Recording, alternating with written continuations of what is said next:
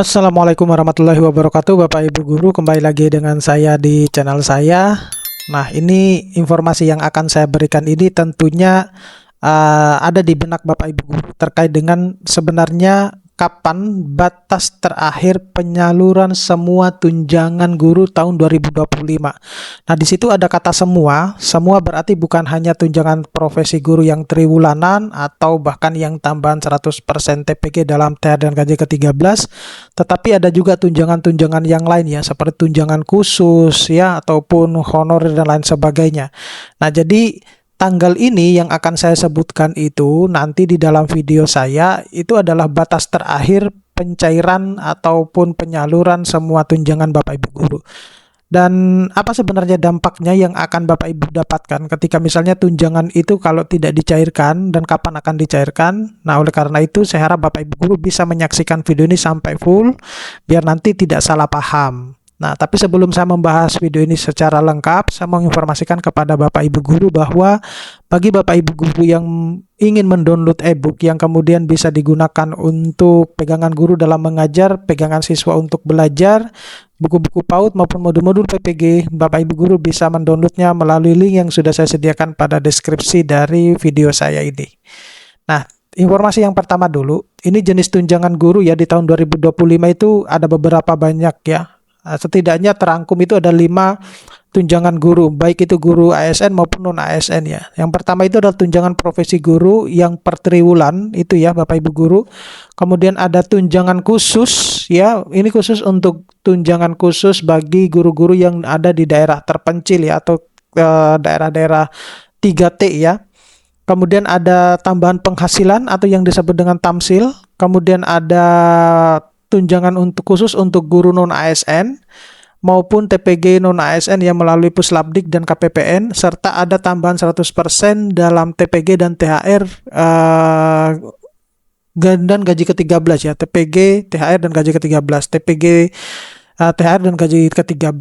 Nah, itu yang ada ya. Jadi apa yang saya sebutkan tadi itu adalah semua sebagian besar tunjangan-tunjangan yang ada di tahun 2025.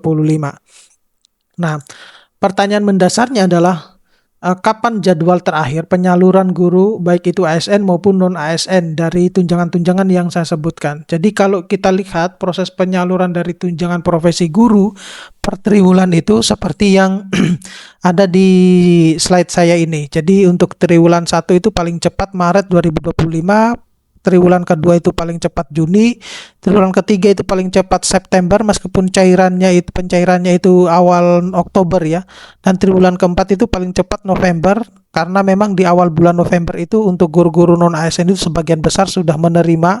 Nah, sedangkan yang guru-guru non ASN itu rata-rata di akhir November hingga di awal Desember itu ya, yang untuk guru-guru ASN-nya.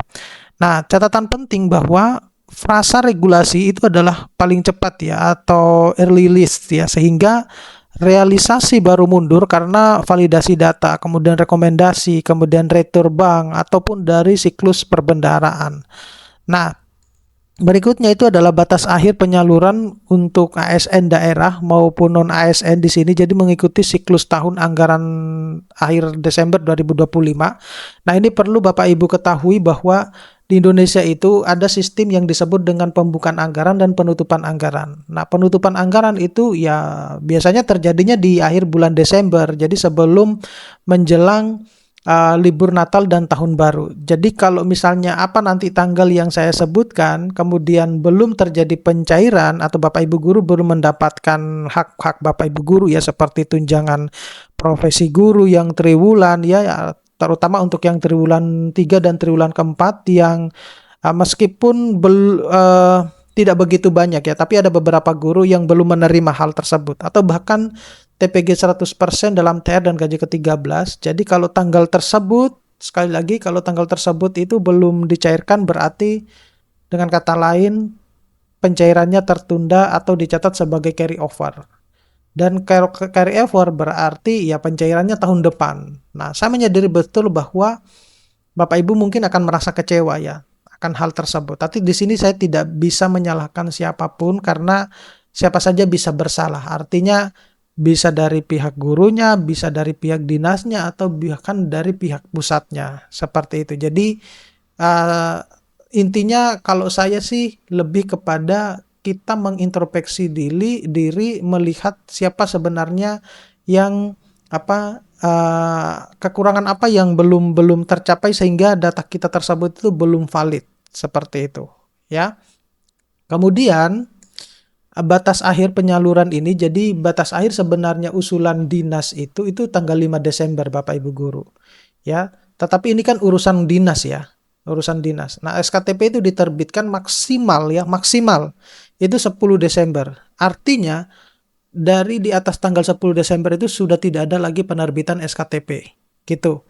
Nah, sayangnya hingga tanggal 17 Desember itu masih ada guru-guru yang tertahan pada kode 16. Seperti itu. Nah, mungkin Bapak Ibu guru nggak tahu akan hal tersebut, karena yang Bapak Ibu pikirkan kan hanya mungkin Bapak Ibu guru sendiri ya.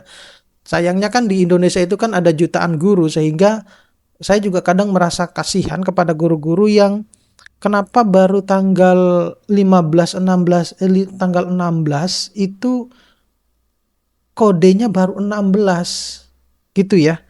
Nah, saya juga bingung apa yang dilakukan gitu. Nah, ternyata adanya keterlambatan, dinas itu meminta data Bapak Ibu guru. Nah, kemudian penyaluran ke rekening guru itu sekitar 12 Desember. Nah, untuk batas penutupan anggaran itu tanggal 22 Desember Bapak Ibu guru. Ya, jadi kalau sampai maksimal tanggal 22 Desember Bapak Ibu guru itu belum mendapatkan hak-haknya ya, seperti tunjangan sertifikasi guru triwulanan ya, triwulan 4 ataupun triwulan 3, atau bahkan kekurangan yang 1 bulan itu, kemudian tambahan 100% TPG dalam THR dan gaji ke-13, ataupun tunjangan-tunjangan yang lain seperti yang saya sebutkan pada slide pertama tadi, berarti pencairannya akan dilakukan carry over di tahun 2026. Dan kalau sudah carry over, berarti pencairannya itu biasanya di bulan Maret. Nah, kenapa kok di bulan Maret? Nah, itu karena bulan Maret itu adalah proses pembukaan anggaran. Proses pembukaan anggaran itu istilah Bapak Ibu guru. Itu adalah istilah yang kemudian dari pusat itu menyalurkan anggaran-anggaran ke daerah-daerah ya, termasuk untuk gaji pegawai, kemudian untuk pembangunan daerah dan lain sebagainya. Nah, bulan Januari dan Februari itu adalah proses penyusunan anggaran. Nah, kalau tanggal 22 itu adalah penutupan anggaran, karena tanggal 23 itu adalah persiapan untuk liburan Natal dan Tahun Baru. 24 kan sudah kita libur ya.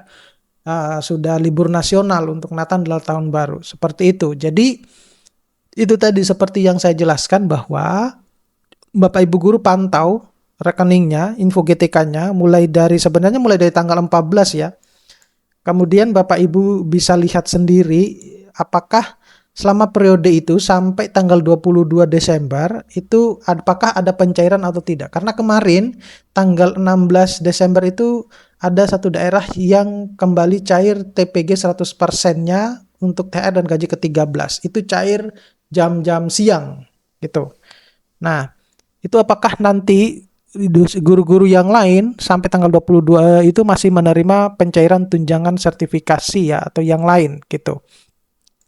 Nah, selanjutnya itu adalah risiko keterlambatan tadi. Ini sudah saya sebutkan, sudah saya bahas sedikit tadi bahwa data Dapodik yang tidak valid itu belum sinkron, itu berarti ada masalah rekening ya yang tidak aktif atau salah. Kemudian perubahan status kepegawaian baik itu P3K ataupun keterlambatan usulan oleh Dinas Pendidikan gitu ya. Karena itu tadi, jadi kalau misalnya Bapak Ibu guru sudah merasa bahwa saya sudah siap, sudah sigap, data-data saya sudah lengkap. Nah, kemungkinan ya besar permasalahannya ada di Dinas Pendidikan. Karena Dinas Pendidikan itu ya tenaganya terbatas, harus mengurusi ratusan guru yang ada di wilayah tertentu gitu. Sehingga mereka juga mungkin keteteran untuk mengusulkan data-data Bapak Ibu guru itu ke pusat, seperti itu. Jadi itu tadi seperti yang saya bilang, saya tidak bisa menyalahkan siapapun di sini gitu ya. Karena bisa saja semuanya salah, bisa juga semuanya benar gitu. Nah, kemudian kalau carry over di tahun 2026, jadi ini bisa terjadi ya bila tidak ada pencairan di tahun 2025. Nah, khusus bagi guru non ASN usulan setelah tanggal 5 Desember 2025 itu berarti resikonya adalah carry over. Nah, baik itu juga yang guru-guru ASN ya. Jadi carry over baik itu ASN maupun non ASN itu dibayarkan sekitar pada bulan Maret 2026. Nah, sedangkan untuk ASN daerah carry over itu ya akibat dari return, kemudian dari retur, koreksi atau kurang bayar seperti itu. Jadi ya semuanya kalau sudah berbunyi carry over ya berarti Maret 2026. Nah, strateginya sebenarnya kita bisa melihat validasi rekening guru ya masing-masing di awal tahun, kemudian koordinasi intensif ya sekolah-sekolah dinas maupun pusat, atau bahkan kita harus mematuhi tanggal-tanggal waktu di akhir tahun anggaran, seperti itu. Nah, ini memang kita tidak bisa menghindari ya, karena kita kan posisi kita sebagai seorang guru, jadi kita tidak bisa berinteraksi langsung misalnya sama pusat ya untuk mengetahui atau menanyakan hal-hal yang berkaitan dengan kenapa terjadi belum terjadi pencairan dan lain sebagainya seperti itu. Nah, ini kita tidak berhubungan dengan siswa ataupun orang tua siswa masalahnya. Ya, tapi kita berhubungan dengan pusat sehingga kita memiliki keterbatasan untuk bisa mencapai hal tersebut seperti itu. Oke. Saya kira cukup sekian Bapak Ibu Guru, mudah-mudahan ini bisa bermanfaat. Nanti kita akan ketemu pada video-video selanjutnya. Saya akhiri, Assalamualaikum warahmatullahi wabarakatuh.